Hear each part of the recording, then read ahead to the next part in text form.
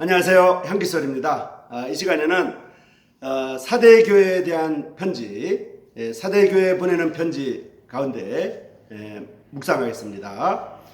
사대교회에 대한 편지에는 내가 살았다 하는 이름은 가졌으나 실상은 죽은 자라고 되어 있습니다.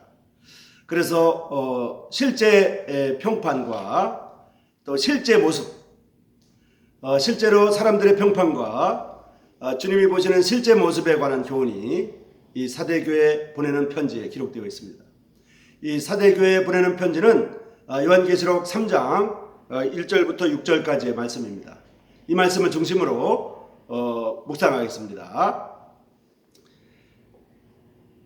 우리가 살펴볼 사대교회는 생명이 없는 교회였습니다. 말씀을 통해 하나님의 성령님의 역사하심을 의지해야 한다는 측면과 표면적인 모습을 중시하는 것의 위험성을 볼 수가 있습니다. 5가지 주제에 따라 살펴보겠습니다. 첫째는 이 교회의 상태를 기록하신 분의 모습, 그리고 다음으로는 사대교회의 평판, 그리고 셋째는 사대교회의 진짜 모습, 넷째는 주님의 책망, 마지막으로 5번째는 남은 자의 책임과 상급의 주제로 살펴보겠습니다. 사대라는 도시는 높은 언덕 위에 세워져 있어서 난공불락의 도성으로 여겨졌습니다. 역사적으로 볼 때 이 도시는 적에 의해서 3번 함락된 적이 있었습니다. 도성의 사람들은 난공불락의 도시라는 자만심이 있었고요. 물질적인 부여를 가지고 있었으며 상업이 번성한 도시였습니다. 이곳에 자리 잡고 있던 사대교회도 겉으로 볼 때는 모든 것이 잘 되어가는 듯 했습니다. 하지만 주님의 평가는 그들의 생각과 너무나 달랐습니다. 2절 말씀에 보면 주님께서는 내 하나님 앞에 내 행위에 온전한 것을 찾지 못하였노니 라고 말씀하십니다. 1절에는 주님의 권위가 나타나 있는데 하나님의 7영과 7별을 가지시니라고 주님을 묘사하고 있습니다. 7별은 7교회의 사자임을 이미 1장에서 살펴보았습니다. 7영은 하나님의 성령님의 충분하신 사역을 의미하는 것으로 살펴보았습니다. 1절의 모습에서 7교회의 필요를 채우시기에 충분하신 성령님의 사역을 살펴볼 수가 있는 것입니다. 주님은 사대교회를 향하여 그들이 살았다 하는 이름은 가졌으나 실상은 죽은 자라고 말씀하십니다.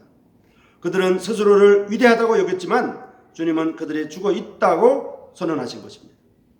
외적으로 훌륭해 보이지만 생명이 없다는 뜻입니다. 사람들은 외면을 보고 평가하지만 하나님은 내면을 보십니다. 사람들의 평가와 주님의 평가가 다른 것입니다. 믿는다고 고백하지만 실상은 생명이 없는 사람들이 많았습니다. 믿는다는 고백은 있지만 그리스도가 없을 수도 있습니다. 신앙의 이름은 가졌지만 생명이 없을 수 있습니다. 많은 활동과 조직이 있지만 생명이 없을 수가 있습니다. 사대교회의 상태가 바로 이러했습니다. 그들의 자만으로 눈이 멀어 있었습니다. 살았다 하는 이름은 있으나 실상은 죽은 자들이었습니다. 구원받지 않은 사람이 교회에 영접되었던 것입니다. 주님을 믿는다는 고백만 있었지 실상은 생명이 없는 사람들이었습니다. 아마도 대단하게 보이는 여러 가지 이야기를 했을 것이고요. 교회가 이들을 분별해내지 못하고 받아들이기 시작했던 것입니다. 이러한 타협이 있게 될 때 많은 활동과 조직에도 불구하고 그들 안에는 생명이 없이 죽은 자처럼 되었던 것입니다. 주님은 그들이 깨어나기를 원하십니다. 참된 그리스도인이라 할지라도 잠들어 있을 수가 있고요. 잠들어 있을 수가 있고 그렇다 보면 생명이 없는 사람들로부터 영향을 받게 될 것이기 때문입니다. 3절 상반절 말씀에 보면 내가 어떻게 받았으며 어떻게 들었는지 생각하라고 말씀하십니다. 그들은 죽은 것으로 판단받는 교회였고요. 숨이 끊어져 가는 상태에 있었기 때문에 마지막 순간에 응급조치처럼 주님은 그들이 듣고 받은 바를 기억하라고 하신 것입니다. 2절 하반절에 내 하나님 앞에 내 행위에 온전한 것을 찾지 못하였노니 라고 말씀하십니다. 우리는 교회 안에 무엇인가 들어와서 성장이 중단되었음을 알 수가 있습니다. 삼손은 하나님 앞에서 놀라운 잠재력을 가지고 있었지만 그는 하나님께서 그에게 가지고 계셨던 계획을 완수하지 못했습니다. 그가 이스라엘을 구원하기를 시작했다고 성경은 기록하고 있지만 완수했다는 기록은 찾아볼 수가 없습니다. 데마도 사도 바울과 함께 동역하다가 중간에 포기하고 세상으로 가버리고 말았습니다. 골로새서 4장에서 사도 바울은 아키뽀에게 주 안에서 받은 직분을 삼가 이루라고 말했습니다. 2절 하반절에서 사도교회에 대한 주님의 평가는 그들이 주님의 사명을 온전히 이루지 못했다는 것이었습니다. 우리는 그들이 성령님의 충분하신 사역을 제한하고 있었음을 보게 됩니다. 성령님께서는 은사의 공급자이십니다. 서플라이어이십니다. 교회 안에 여러 필요한 은사들, 복음을 선명하게 전파하고 믿는 자들을 방문하고 돌보는 분들, 또 다른 믿는 자들을 도울 수 있는 경건한 분들이 세워지는 일에 있어서 성령님의 충분하신 사역을 믿고 기도해야만 됩니다. 교회는 이러한 은사들이 잘 개발되도록 은사를 사모하고 격려하며 은사를 위해 기도해야만 됩니다. 성령님은 우리의 예배가 받아들여지는 영역입니다. 스피어이십니다. 성령은 열매의 공급자이십니다. 서플라이어이십니다.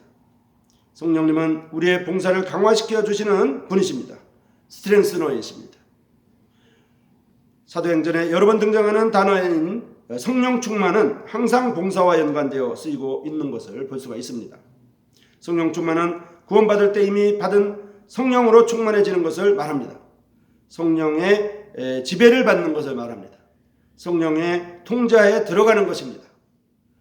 감정적인 것이 아닙니다. 우리는 충만해질 때 우리의 봉사가 하나님 앞에서 힘있게 드려지는 것을 볼 수가 있습니다. 교회는 하나님의 말씀으로 가르침 받는 곳으로서 사도 바울은 디모데에게 충성된 사람들에게 부탁하라 이렇게 말씀하십니다. 충성된 사람들에게 또 내가 많은 증인 앞에서 내게 들은 바를 충성된 사람들에게 부탁하라. 저희가 또 다른 사람들을 가르칠 수 있으리라고 말하고 계십니다. 사대교회를 향한 주님의 책망은 첫 번째, 깨어라. 두 번째, 돌아보라. 세 번째, 굳게 잡으라. 네 번째, 회개하라는 것이었습니다. 주님은 죽게 된 사대교회를 향하여 위기를 깨닫고 깨어날 것을 말씀하셨고요. 주님으로부터 받은 또 들은 이런 바들을 기억하라고 하십니다. 주님은 또한 굳게 잡으라고 말씀하십니다. 사대교회에는 외적인 공격자도 없었고요. 내부의 적도 없었습니다. 잘못된 교리가 문제되지도 않았고요. 진리를 가지고 있었지만 그들은 이 진리를 굳게 붙들지도 않았던 것입니다. 우리는 진리를 굳게 붙들어야 합니다. 사대교회를 향하여 우리 주님은 회개하라고 명령하십니다. 진리를 굳게 붙들어야 할 책임에 있어서 그들은 마음을 돌이키고 태도의 변화를 보여야 하는 것입니다. 4절 말씀에 사대교회는 죽은 것과 같은 교회 상황에도 불구하고 옷을 더럽히지 아니한 사람들이 있었음을 볼 수 있습니다. 소수의 사람들로서 하나님은 이 소수의 남은 자들에 대하여 그들을 영예롭게 할 것을 약속하십니다. 이기는 자들을 향하여 흰옷을 입혀주시고 그 이름을 생명책에서 흐리지 아니하고 그 이름을 아버지 하나님 앞과 천사들 앞에서 시인할 것을 약속하고 계십니다. 흰옷을 입게 되는 것은 장차 오는 날 주님으로부터 공적인 인정을 받을 것을 말씀하시는 것입니다. 비록 소수라고 할지라도 그날에는 위대한 용사와 같이 드러날 것입니다. 그들의 이름이 흐려지지 않고 시인될 것입니다. 이러한 신뢰를 보아스에 의해서 살펴볼 수가 있습니다. 룻게 나오는 한 친척인 루세 어머니 나오미가 남편과 아들들을 다 잃고 홀로 되었을 때 그녀에게서 그 기업을 물려줘야 할 책임을 회피하고자 하는 것을 볼 수가 있습니다. 그는 자신의 이름을 잃게 될까 봐 그 책임을 이행하려 하지 않았습니다. 하지만 보아스는 자신의 이름이 잃은 바 된다고 해도 그 책임을 다하려 했고 그 결과 오히려 우리는 성경에서 그 한 친척의 이름이 아니라 보아스의 이름을 발견하게 되었습니다. 주님의 일을 이루겠다고 한 보아스는 그 이름이 흐려지지 않고 기억되었던 것입니다. 우리는 하나님의 일을 위해 희생해야 할 많은 것들이 있습니다. 하나님은 이러한 책임을 수행하는 자들의 이름을 결코 흐리지 않고 시인할 것입니다. 사대교회의 평판과 사대교회의 진짜 모습에 대해서 살펴보았습니다. 평판과 진짜 모습이라는 측면에서 볼 때 우리에 대한 평판과 우리의 진짜 모습은 무엇이겠습니까? 우리가 속한 교회에 대한 평판들과 우리가 속한 교회에 대한 진짜 모습은 무엇이겠습니까? 살았다는 이름은 가졌으나 죽은 자입니까? 아니면 죽었다 하는 이름은 가졌으나, 또는 죽은 자와 같이 이름이 없지만은 실상은 살아 있으며 이름 있는 유명자들입니까? 여러분, 이 시간에 사대 교회에 보낸 편지에 관해서 묵상해 보았습니다. 실제 평판과 실제 모습과의 이런 곳에 대한 교훈입니다. 여러분, 고맙습니다.